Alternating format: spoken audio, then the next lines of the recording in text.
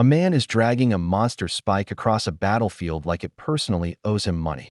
He hasn't eaten today. He won't eat today either, unless he finishes hauling literal monster guts before sundown. Cool job. This is our boy. And he is without question the single most disrespected protagonist I have seen in a long time. Because here's the deal, it's 2026, and giant insects decided, you know what would be fun? Ripping open portals to other dimensions. We call them Abyss. Inside them, monsters that look like they escaped a dungeon raid nobody survived. The Abyss radiation also handed out superpowers to a lucky few, the Awakeners. Everybody else, congrats, you get to be unpaid manual labor in the apocalypse. Our boy did not get powers. Our boy gets to carry monster spikes for dinner money. And right now his captain is screaming at him to move faster because this captain's love language is violence. Our boy collapses from exhaustion. The captain's response slap, first ask questions never. Stop slacking. Stop playing the victim.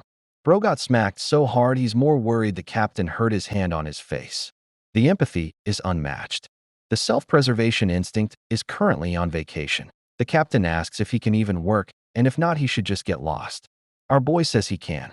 The captain yells that the bodies need to be moved before dark and nobody eats until it's done. Our boy promises he'll get it done. Then the ground shakes. He thinks it's an earthquake. It is not an earthquake. A worm-shaped monster with 4 tusks and a circular teeth-lined mouth rips out of the ground in front of him. There's still one alive. Everyone realizes it at the same time, and everyone starts running. Our boy runs too. But the captain looks back, sees the monster closing the distance, and makes a decision. A gunshot rings out. Our boy is hit in the leg. He's stunned. He doesn't even understand what just happened until he turns around and sees the captain standing there, smoking gun in hand. The captain shot him. Our boy falls. The captain runs past him without slowing down. As he dashes away, he says one thing over his shoulder: weaklings should be bait. That's it. That's the whole explanation. Our boy lies there processing it. And it clicks, he was left behind on purpose so the others could escape while the monster ate him instead. He asks why. All he ever wanted was to survive, and even that was too much to ask. He realizes someone, weak and powerless like him, was doomed from the start. He cries. And as he's bleeding out, a cockroach crawls onto his hand, and he has one final thought: cockroaches have it easy. They eat anything. They survive everything. Even Abyss radiation couldn't wipe them out. If there's a next life, he thinks, being a cockroach wouldn't be so bad. Famous last words. Literally. He gets eaten. Somewhere a cosmic system starts reconstructing a body. It fails. Again. 1,599,999 times to be exact, and on the next attempt it finally works. Our boy wakes up in a dirty, cramped space. He raises a hand to check if he's a ghost, and it is very much not a human hand. He crawls to a mirror, looks at his reflection, and yeah, he's a cockroach. Full roach. Extra arms included, and weirdly they feel completely natural, like he's had them his whole life. The only thing that feels off is a strange muscle on his back. He tenses it without meaning to, and it turns out to be a wing. He panics and flares it on instinct and immediately faceplants into a wall. Then a golden cockroach god appears, floating furious, because in 5,000 years our boy is the first human ever to pray to it. And instead of gratitude, he's having a meltdown about his new body. Our boy tries to save face by calling it father. The cockroach god is not having it. It vanishes without another word. The system shuts down. A screen tells him plainly the cockroach god dislikes him. Over the next 10 days, he tries everything to summon the system back. Nothing works. No system. No powers. Just a guy who now somehow understands cockroach language and deeply regrets every joke he's ever made about wishing to be one. His first night alone, he watches a group of roaches having dinner and immediately throws up because dinner is poop. One roach notices him staring and, trying to be friendly, brings him a fresh pile and insists he eat it while it's warm. He slaps it away in horror. It tells him his feelings are hurt. He apologizes, but only because its breath smells like, well, exactly what it eats. By the 5th night, he's lying on the ground cursing his own genes because poop has started to smell good to him. He knows he needs real food, so he rifles through sealed trash, the kind that should be odorless to a normal roach, but isn't to him because he still thinks like a human. He finds a plastic container labeled 3 years expired. He tears it open. The system, dormant as it's been, flickers just enough to confirm it's edible. Egg yolk decayed about 385 calories. He eats it like it's the finest meal of his life and cries while doing it. By day 10, the cockroach god still hasn't come back, and our boy is at his lowest point. He considers ending it all, except cockroaches can't die from falling, drowning, or poison. The only way out is getting eaten, and since that's literally how he died last time, his own body refuses to even try. Forced to keep living. Tragic. Hilarious. Both at once. Turns out even roach society runs on hierarchy. He decides that if he can't get his powers back, he'll dominate a colony the old-fashioned way with human intelligence. He approaches the roach beside him, nicknamed Little Fatty, and asks him to team up. Little Fatty rejects him instantly because our boy can't even score fresh poop, so what use is he to anyone? He gets his real shot when a muscular roach announces the colony is moving to a better feeding ground and asks for a volunteer to scout ahead first. Dead silence. Everyone knows scouts are basically walking buffet for predators. Then the system flickers back to life and tells him the cockroach god says completing this mission might earn forgiveness. Our boy raises his hand without a second thought. Little Fatty is in awe of how brave he looks. Our boy is just thinking his cheat code might finally be back. They reach a dam. Little Fatty warns him this is how the colony always works: send the small ones out first, let them get picked off. Our boy realizes too late it's a suicide mission and tries to back out until the big roach grabs him by the neck and makes it very clear: scout or become dinner. Survival of the fittest, even for bugs. While crossing, giant red eyes appear in the dark. Toads. Their tongues launch out paralytic mucus-coating teeth, and one cockroach after another gets snatched and eaten. The system identifies the threat: a mutant toad tongue speed of 4 meters per second, and one major weakness: it cannot see anything that isn't moving. Our boy orders everyone to freeze. Most of them listen. Then the cockroach god offers him a choice: take the safe route and live, or risk everything to save Little Fatty, who's frozen in terror nearby. He thinks about it for half a second, grabs Fatty, and flies for the exit anyway, lecturing him about his diet the entire time. But the flight path leads straight into a toad's open mouth, and with no other option, our boy throws Fatty clear and lets himself get swallowed instead. Selfless idiot behavior, and the cockroach god loves it. The system restores itself completely. New traits unlock on the spot: devour all things sticky tongue, acidic mucus pulled straight from the toad that just ate him. The toad explodes from the inside. And when the dust settles, our boy isn't a cockroach anymore. He's human again, soaked in toad blood, standing in one piece. The cockroach god explains calmly this time that he passed the trial. His selflessness proved he was worthy. Our boy asks if this means he's done being a bug forever. The cockroach god's answer is less comforting than he hoped, but we'll get to that next. The cockroach god clarifies he's not cured, he's just become indestructible. Cockroach-level survivability wrapped in a human shell. Basically unkillable, which fine, great, love that for him. Our boy celebrates by jumping for joy, lands wrong, and squishes Little Fatty flat under his foot. The cockroach god is furious, calling him careless for crushing the very companion he just risked his life to save.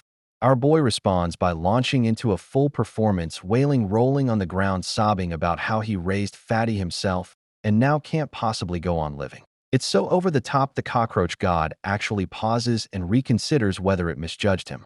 Turns out Fatty's completely fine. He's our boy's eternal guardian, their first test together, the same toads from before. Our boy, fully naked and steaming, grabs one with both hands like he's reenacting a titan fight. It slaps him clean across the face. He traps it, but it secretes corrosive mucus and burns his hands raw. Then its tongue grabs something it should never ever grab, and our boy screams loud enough to qualify as a small natural disaster.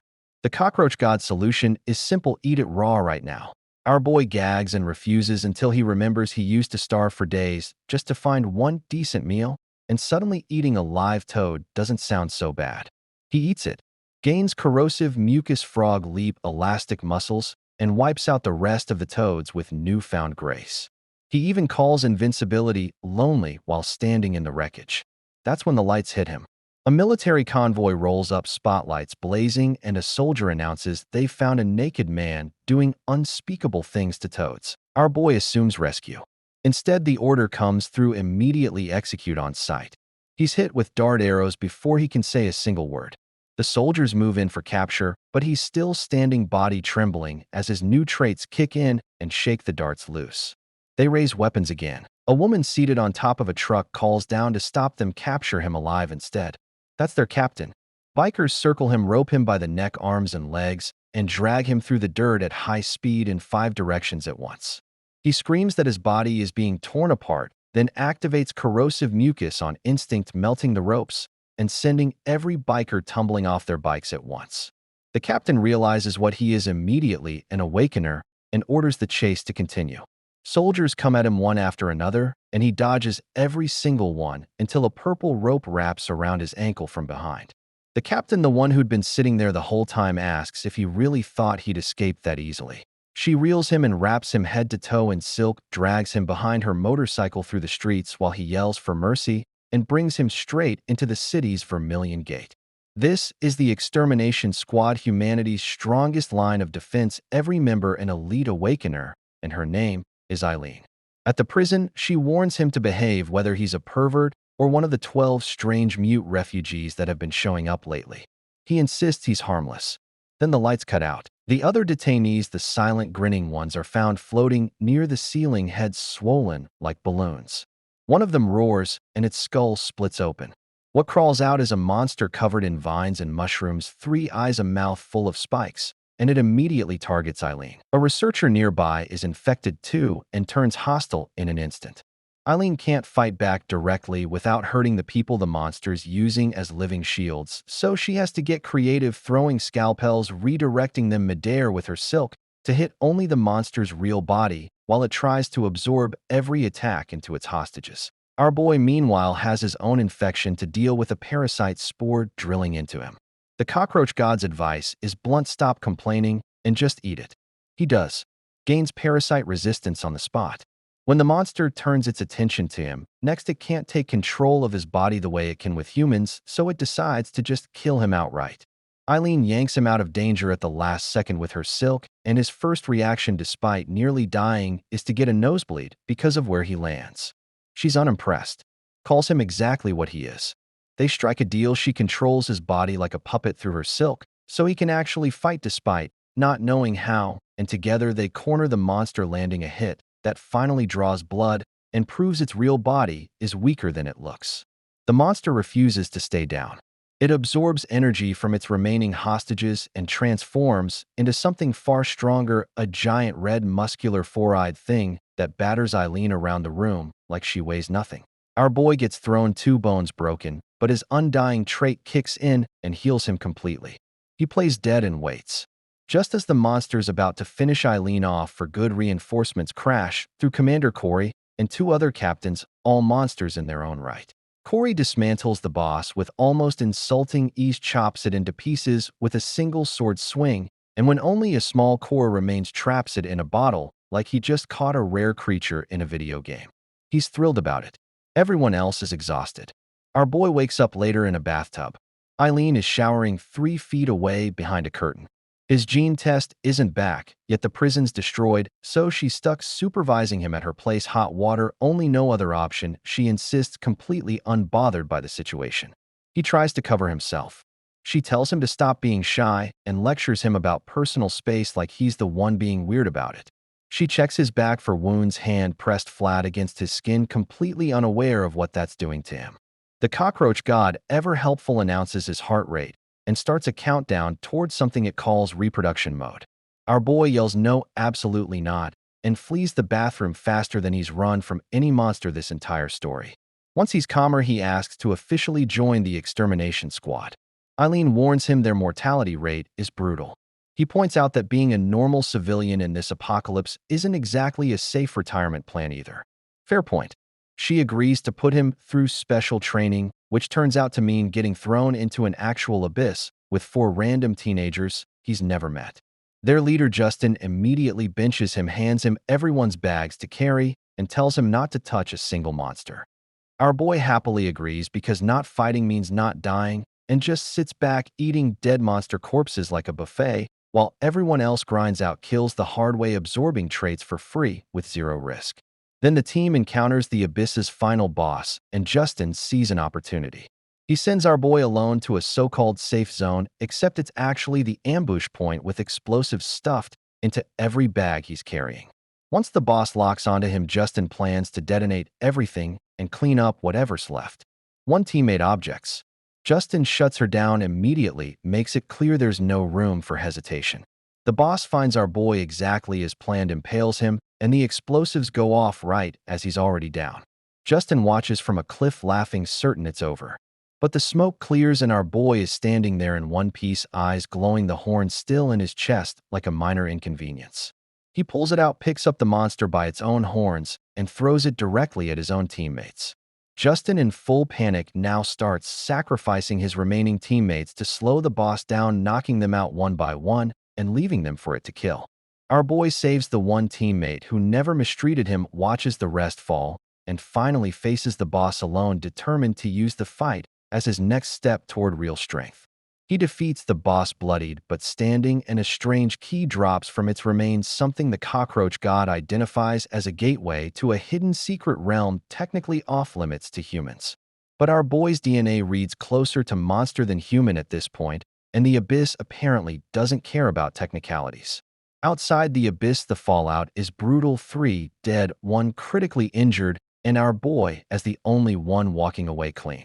A military officer demands answers about why he's the sole survivor until Commander Corey steps in personally and shuts the interrogation down before it goes anywhere. Corey clearly suspects there's more to this kid than anyone realizes and chooses for now to say nothing. Before using the key, our boy has one more thing to handle first. He shows up outside Eileen's apartment and asks her on a date. She responds by punching him. He asks again. She punches him again. He keeps asking anyway, swollen face and all, until she finally recognizes the look in his eyes, the same look she's seen on soldiers about to risk everything they have left. She agrees to go. They get coffee, watch a bad horror movie, take photos in a booth, ride bikes along the beach at sunset. It's the first real date of his entire life, and he tells her quietly that he can die with no regrets now. She stops pedaling and tells him that's exactly the wrong way to think about it, that no final wish is worth more than just staying alive. He goes quiet, then thanks her. That night, he uses the key. The portal opens into Darkwood Forest, a secret realm crawling with giant snake-tailed monkeys, far stronger than anything he's fought so far. He gets ripped clean in half, almost immediately regrows his entire body, using his undying trait, and realizes head-on combat against this many enemies just isn't winnable. So he improvises, baiting the monkeys straight into the territory of their natural predators, giant hunter spiders, disguising himself as a bird so the spiders leave him alone while chaos erupts around him exactly as planned. He picks off stragglers during the confusion, absorbing new traits from specific body parts the system highlights for him, learning the hard way that powers don't come from just biting anything, they come from targeting the right pieces. By the time the dust settles, it's dusk, and ahead of him stands a fiery red stone door radiating an aura so heavy he can feel it from a distance. Behind it, the realm's true boss is waiting, sitting on a throne, and it can talk.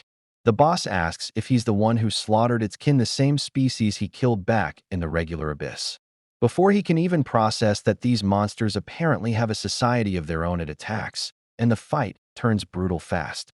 It punches him through a pillar, studies his absurd recovery speed with genuine fascination, and starts treating him less like prey and more like a specimen worth dissecting. He gets thrown around for most of the fight, his defenses melting under sustained flame, his attacks barely scratching it. At one point, the cockroach god tries to force an emergency escape using a rare realm gem, but our boy smacks it out of its grip and shatters it on purpose because he's already made peace with the possibility of dying here, and he refuses to run.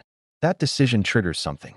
His body glows, the fire around him dies out, and the system confirms he's passed a second trial, this time for facing certain death without flinching. His fighter form unlocks, fusing his cockroach, shell-toed muscle, and beast hide into living armor, letting him chain multiple traits together in combos with zero cooldown. Strength, stamina, and agility all multiply at once. The boss's strongest attacks barely leave a scratch on him now. He turns the fight around, completely blending traits in ways the boss never expects, eventually catching its own horn and using it as a weapon against it. Out of options, the boss tries a desperate, world-altering last resort attack.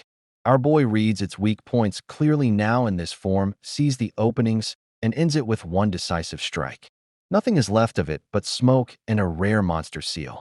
He uses the seal to give little Fatty the boss's exact race and abilities, watching his eternal, unkillable little buddy transform into the same towering, lava-wielding beast man that just nearly killed him. Fatty's confused about why our boy suddenly looks so small from his new height, then immediately catches a falling pillar with his bare hands like it's nothing before getting sad that he's too big to fit through doors anymore. 3 days later, our boy walks into a packed arena for the Extermination Squad Selection Tournament, an event that decides far more than just who joins the squad. It determines which of the city's ruling families controls political power for the next 4 years. Round 1, an extreme climb up 100 stone steps built from the bones of a dead ghost king monster, each step capable of trapping anyone in a deadly illusion. Historically, 2 out of every 3 examinees die attempting it. Most contestants hesitate before the first step. Our boy doesn't. Each illusion drops him into a different impossible scenario, an icy cliff with a flying monster attacking from above, a maze designed to be unpredictable, and each time, he finds the shortcut nobody else sees, burning through terrain, redirecting attacks back at the things hunting him, climbing faster than anyone watching can process. Tony, the military's top contender and heavy favorite to win the entire tournament, is sabotaging his own rival along the way, timing his entry to ambush a contestant named Jay and demoralizing him just to pad his own record. Our boy passes them both without slowing down, and when Tony tries to chase him out of pure spite, our boy openly taunts him for giving up the chase too easily. By midday, our boy ties the squad commander's personal best record, 1 step from the very top. Instead of finishing, he turns around and heads back down, confusing everyone watching, including Eileen, who's furious he ignored her order earlier to go help Jay. He finds Jay still stuck near the bottom, picks him up, and carries him the rest of the way through illusion after illusion, lava fields, monster-infested forests, sea creatures trying to eat them both, moving so fast Jay barely has time to react to any of it. He drops Jay off 1 step above Tony's position, guaranteeing his safety, and Jay is overwhelmed with gratitude, declaring our boy a benefactor of his family on the spot. Tony, humiliated in front of the entire tournament, threatens him, claims he's ruining years of careful political planning. Our boy thinks about everything Justin did to him in that abyss, about being treated like cannon fodder his entire life, and decides he's done letting people like Tony talk down to him. He punches Tony clean off the mountain. Tony loses a tooth on the way down. From a private viewing room, someone is watching all of this very closely, the city's parliament chairman, who orders a full background report on our boy that same night. Whatever's coming next, our boy has officially made himself a target of people with real power. 2 days later, our boy's at home, eating chips on the couch, when Eileen kicks his door open, furious that he turned down a free 3-story villa just to stay in a rundown apartment. He explains it's closer to the squad's housing tower, which is safer. She tells him to stop wasting money and invites him to a black market auction that night instead, the kind of place that technically isn't legal but operates anyway with the right family backing it. At the auction, a rare ice crystal goes up for bid, exactly what Eileen needs to upgrade her abilities after her last humiliating loss. She gets dragged into a bidding war against the Olaf family's private box, watching her entire life savings vanish bid by bid until she's outpriced completely. Our boy grabs the paddle out of her hand and keeps bidding anyway, using the fortune he won earlier from betting on himself at the tournament, eventually winning the crystal outright and flipping off the rival bidders on the way out. The celebration doesn't last. The ground shakes, an emergency alert goes out, a disaster-level breach has hit the city itself. A massive caterpillar-like monster has emerged near the stronghold, and the defense grid isn't responding the way it should. Eileen's pulled away to coordinate evacuations, and our boy volunteers without hesitation, because in moments like this, every combat unit counts. Inside the city, monsters are dropping from the sky, civilians are dying in the streets, and our boy starts cutting through anything in his path to protect the people running for shelter. He eventually finds Eileen at the Vermilion Gate, where she leaves him to hold off an entire wave of monsters alone while she tries to get a massive defense cannon back online. What's supposed to take 2 minutes stretches into 10, and then longer, with him fighting non-stop and exhausted while refusing to fall back, even as soldiers around him start dying one after another. When the cannon finally fires, it wipes out most of what's left, But the celebration is short-lived. A massive tentacled monster bursts up out of nowhere and tears straight through the wall, destroying every cannon they just spent so much effort restoring, with our boy and Eileen barely managing to avoid falling with the debris. A captain neither of them have met yet steps in just in time while controlling the blood of dead monster corpses around the battlefield like weapons and eventually forging it all into a single massive sword and cutting the new monster clean in half. Our boy is stunned watching it happen while fully understanding for the first time just how far above him squad captain level strength really is. Afterward, our boy, along with Eileen and Jay, are summoned straight to the Supreme Council, where the full scope of the disaster becomes clear. The breach wasn't natural since someone deliberately sabotaged the city's core power system while disabling every defense layer right as the invasion started.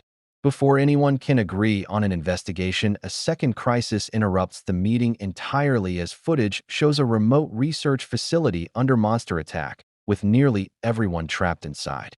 Eileen recognizes it immediately since it's her direct connection, and Jay's sister runs the place. The council had actually rejected keeping the facility safely inside the city walls in the first place, which forced it outside under flimsy safety justifications, and now that decision is costing lives.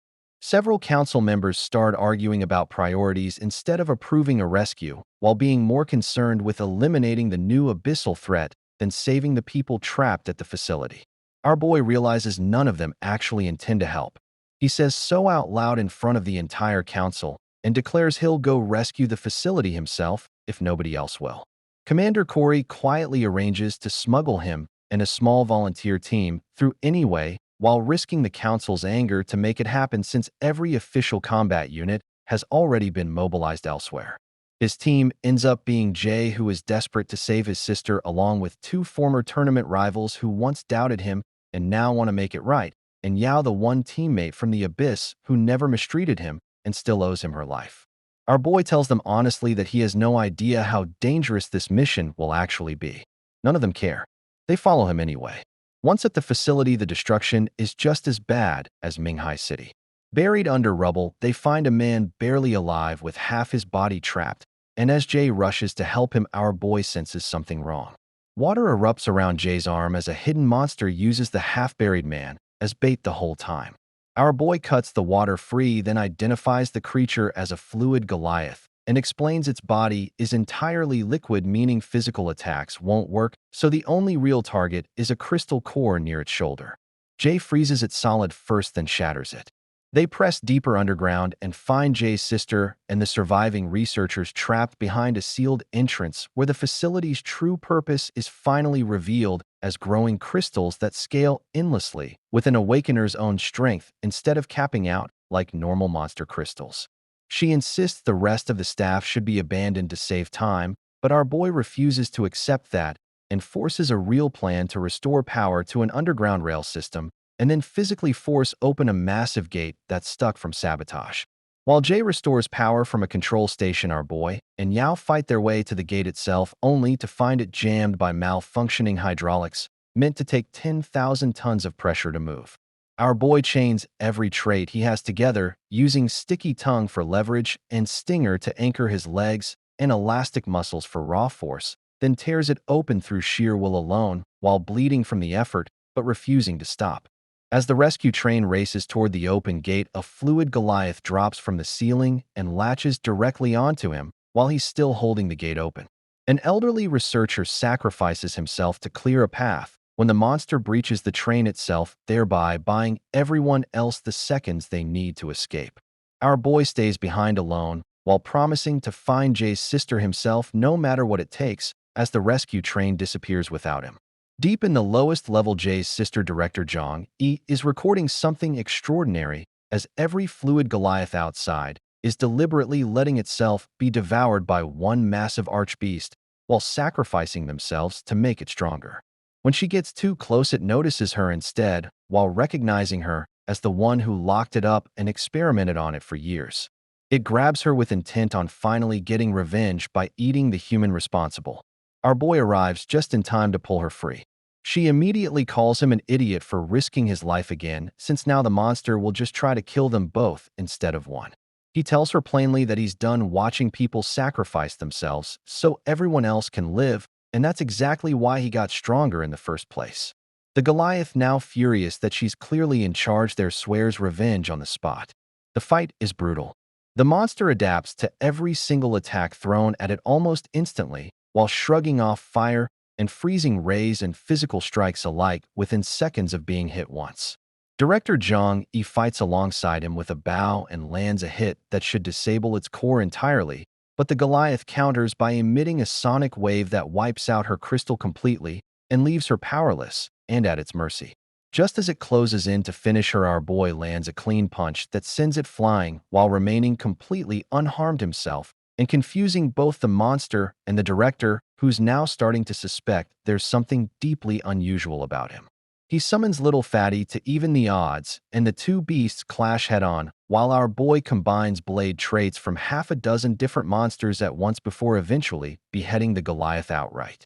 Trying to absorb its strongest trait afterward backfires badly, as his body starts freezing from the inside out and spreading until he's fully unconscious. He wakes up later restrained on a table with Eileen and Jay and the director all standing over him, and the truth finally comes out in the open that his DNA isn't human at all, and the director has to decide right then whether that makes him a threat worth eliminating before he even regains consciousness. The director argues he's already proven more dangerous than the Goliath itself, and the safest option is eliminating the threat before he wakes up. Jay refuses immediately and insists that even if his own sister calls our boy a monster, he'd still be a good one. Eileen pushes back hardest of all while reminding the director that he volunteered for a suicide mission to save people who'd never even met him, and that trust like that doesn't come from someone planning betrayal. The director hesitates over the activation switch while clearly torn until Eileen calls out what's actually happening, that she doesn't want to kill him either and just needs someone to talk her out of it. The director finally drops the remote. Our boy, who was awake the entire time and listening to every word, thanks them quietly for choosing to trust him while promising never to betray it. From that point on, the four of them share a secret that could get him killed if it ever gets out. Their next stop is the hospital, and it's chaos with severely wounded extermination squad members crowded into the lobby with no medics in sight, while military personnel with minor scratches get treated immediately in a private room. Our boy watches a soldier seize medical supplies meant for the squad while justifying it as military jurisdiction, even as a squad member missing two limbs gets left bleeding out untreated. When the injured man tries to fight back out of sheer desperation, our boy intervenes immediately by knocking the offending soldier into a wall without hesitation. A massive officer named Major General Tabet grabs his arm in response and snaps it clean in half, then slams him to the ground and announces he's officially under arrest for assaulting a soldier, which is a charge that conveniently makes any retaliation from the squad look like outright rebellion. While our boy is dragged off, the city's defense council uses the squad's heavy casualties as justification to resume the selection tournament immediately despite objections that most competitors are still injured. Tabet is announced as the new examiner for round 2 and is a man Yao recognizes instantly, and not for good reasons, since he's killed 100 Abyss Lords in his first year alone, which is a record nobody else has ever matched. Before the next round even starts, Tabet drags our boy and several other contestants into a military interrogation room and has them beaten without mercy while deliberately targeting anyone with no ties to the city's ruling families. Our boy, since he knows his own body recovers from nearly anything, deliberately provokes the guards into focusing entirely on him instead, while taking hit after hit just to spare the others from the same treatment and even mockingly egging them on every time they hesitate. The wall gets sliced open before things go any further, with Commander Corey arriving personally alongside two other captains to shut it down. Tabet plays it off as a misunderstanding while casually announcing he'll be back tomorrow as examiner regardless, and that he's memorized every face in that room, especially our boy's. That night, with the squad's wounded packed into makeshift wards, our boy disappears to the rooftop alone and starts taking his anger out on a punching bag while ranting about how the people protecting this city get treated like garbage by the same system they're dying for. Eileen finds him there, stops his fist mid-swing, and without a word kisses him on the cheek. He short-circuits completely. She asks if he's calmer now, then invites him out for a drink like nothing happened. At the bar, his mind keeps wandering to what that kiss might mean, while getting increasingly distracted until Eileen smacks him for not listening and tells him flatly to withdraw from tomorrow's round. He agrees automatically before the words even register, then immediately backtracks and refuses once they do. She explains the real plan, that the military wants to torture every squad-aligned contestant until they're too broken to compete, while slowly absorbing the entire extermination squad without ever technically declaring war on it. Later that night, with just the two of them left in the bar, Eileen tells him sleepily that now that he's strong enough, he could leave this place behind and live an easier life somewhere else. Commander Corey shows up shortly after and orders his usual drink, and when our boy asks if the squad still has any real hope left, Corey answers with a question of his own by asking what life in this city actually feels like to him. Our boy says it feels nostalgic, like the world before everything fell apart. Corey says that feeling is exactly what they're all fighting to bring back. Round 2 begins with Tabet kicking the host clean off the stage and announcing his own rule that lasting 3 minutes against him means passing with no restrictions, and anyone afraid of dying should withdraw right now. He proves it immediately by demolishing the first contestant with a single knee strike, then closing distance on a runner so fast it looks like teleportation. Another contestant manages to actually land a hit, only for his own arm to shatter on impact, since Tabet's ability simply reflects every bit of damage straight back onto whoever dealt it. One contestant aligned with the military gets past without even fighting, which is blatant favoritism nobody dares call out openly with armed officers watching the crowd. Every squad-aligned contestant who steps up after that gets carried out on a stretcher one after another, while military candidates walk away completely unharmed. Then Yao steps up, and the soldiers immediately recognize her while calling her a traitor for siding with the squad. She opens with a massive lightning strike that Tabet easily dodges, but it was never meant to land directly since she'd already woven a delayed trap into the blood pooled on the ground from every contestant Tabet crushed earlier. It triggers perfectly while paralyzing him completely, and she tells him flatly that his own cruelty just built the cage trapping him now.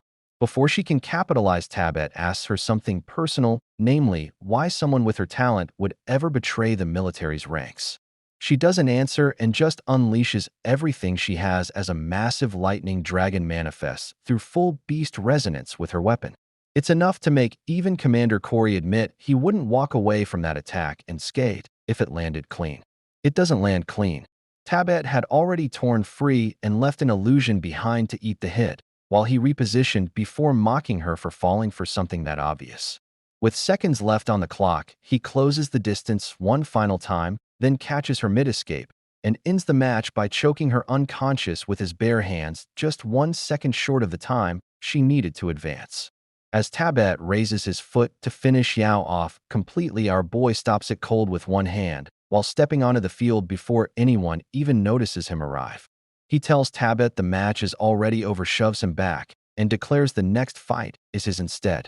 The crowd already knows this one is personal since both sides have history now, and neither one intends to back down. Our boy opens with a straight punch while taking the reflected damage on purpose just to prove a point, that he can simply out-tank whatever comes back. Tabet mocks the strategy, explaining plainly that fighting him barehanded means taking damage from both his own punch and the rebound at once, so there's no version of that math that ends in victory. Our boy keeps swinging anyway while absorbing hit after hit for 30 seconds, then 60, then 90 with his body wrecked, and regenerating in real time while the crowd watches in disbelief that he's still standing at all. Tabet eventually sends him flying into a crater with a follow-up kick while certain that's finally the end of it. Our boy climbs back out anyway, breathing hard, and points out the obvious, that Tabet's bleeding too, and given enough time, recovery will always win this particular math problem. That's when Tabet stops holding back completely by activating full beast resonance, with his veins bulging and one arm reshaping into a wolf's head, while more beast heads form in the air around him, releasing an aura strong enough to injure people in the stands just from proximity. Commander Corey, who is watching from the box, is furious that an examiner would unleash that kind of power on a single contestant while calling it exactly what it is: attempted murder dressed up as a test. In the arena, the beasts hunt our boy relentlessly, and even his enhanced reflexes can barely track them. He lands a hit, while shattering one outright, only for Tabet to immediately drive a blade clean through his chest in response and lift him off the ground before slamming him down hard enough to crack the arena floor. Tabet charges one final devastating attack meant to end it permanently. The explosion is massive enough to carve a trench into the ground itself, and for a moment nobody can tell if our boy is even still alive. Then his fist slams into the ground, and he pushes himself back up. Tabet can't believe it while calling it flatly impossible. Our boy asks why he's so shocked, and whether he was really that certain he lacked the strength to win this. He reveals the fluid Goliath crystal embedded in his arm and unleashes his own version of beast resonance while manifesting massive black wings out of nowhere and taking to the air in a move fewer than 10 awakeners in the city's history have ever managed. Tabet sends his beasts after him mid-flight, and our boy simply grabs both of them and throws them straight into Tony and his men who are watching from the sidelines while claiming afterward that his hand just slipped. Tabet, now irritated, demands to know why our boy keeps sabotaging plans he doesn't even understand while revealing the military's real endgame, merging both armed forces in the city under one banner by force if necessary. Our boy says plainly that has nothing to do with him, and he just wants a fair examiner, and that's the whole reason. Tabet pins him down with beast claw tentacles and prepares one final overwhelming strike. Our boy, while completely calm, says he can end this with one finger. Tabet doesn't believe him, not until our boy's attack connects and finally draws real blood across multiple points on Tabet's own body. Tabet smiles anyway while certain the reflection will still bounce the damage back doubled. Our boy reveals the catch he noticed during their entire fight, that if Tabet doesn't release stored damage in time, then it rebounds onto himself instead. Tabet collapses on the spot. The man known for slaying 100 Abyss Lords has officially lost, and the crowd erupts. Backstage, Eileen rushes in and hugs him tightly, while admitting she never actually expected him to win before immediately slapping him for never mentioning he could use beast resonance at all. Director Zhang Yi shows up moments later while flirting openly and suggesting he reconsider marrying into her family, which sends Eileen straight into a jealous tug-of-war over his arm. Every contestant Tabet previously eliminated lines up to thank him personally, since his win means all of their results are getting re-evaluated under a fairer examiner. Then Tony marches in with armed soldiers while trying to arrest him on fabricated charges before Commander Corey shows up and shuts it down completely, thereby sending Tony away humiliated. Corey warns our boy privately that beating Tabet just made him the most talked-about name in the entire city for better and worse. That night, all three of the city's ruling powers try to recruit him in the exact same evening. The Intelligence Bureau's representative books out an entire luxury hotel just to offer him rare monster remains as gifts while openly admitting he's been tracking our boy's movements as part of his job and asks plainly if he's willing to be friends. The church's representative, who is a saint whose followers wear blindfolds just to avoid her own hypnotic gaze, pulls him into an unexpected hug and declares him a prophesied holy figure destined to lead the world out of suffering, much to Eileen's visible horror. Then the city's military chief himself walks in while broadcasting a live feed of Tabet kneeling under an executioner's axe and claiming the man's beyond saving after everything he's done, before handing our boy the switch to decide his fate personally. Our boy tosses it right back, while stating plainly he's not in the business of killing people. The chief, who is somehow more impressed by that than offended, offers him a position as the face of an entire generation while calling him a hero outright. Our boy turns down every single offer on the spot, while citing honestly that he nearly died to a regular monster not that long ago and doesn't deserve the kind of favor they're offering.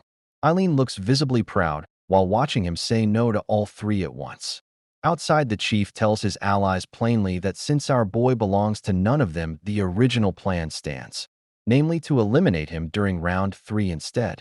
Round 3 drops every remaining contestant into a C-rank abyss called Chang Mountain for 10 straight days of survival and monster hunting ranked by tier, with the top 10 finishers earning a real spot on the extermination squad. Our boy is leading by a wide margin after the first 2 rounds, which means this time all 3 families have quietly agreed on one shared priority above everything else, namely getting rid of him before he can claim first place outright. Nearly half the field is working against him. He splits from his own teammates on purpose by letting himself get hunted by the entire coalition while they farm points safely elsewhere. He responds to being chased by an army of trained operatives by sitting in a tree in plain sight, while taunting them, then baiting the entire group into a stampede of monsters along a lakeshore so chaos does the fighting for him, while he quietly funnels every kill point through Little Fatty. When that's not enough to shake them, he throws something into the lake itself and wakes up something far bigger, namely Gu the King of Mirror Lake, who is a boss-tier monster furious at being disturbed. The coalition has no choice but to turn and fight it instead of chasing him, while throwing everything they have at a creature that shrugs off their combined assault with barely a scratch. That's when things take a darker turn. Several of the hooded operatives tear off their cloaks, thereby revealing claw-like hands fused directly onto their arms, namely monster limbs surgically grafted onto human bodies to fake the same beast resonance our boy and Tabed earned the hard way. Then the Saint's own followers strip off their robes too, and underneath isn't human skin at all, but massive reptilian shells covered in talismans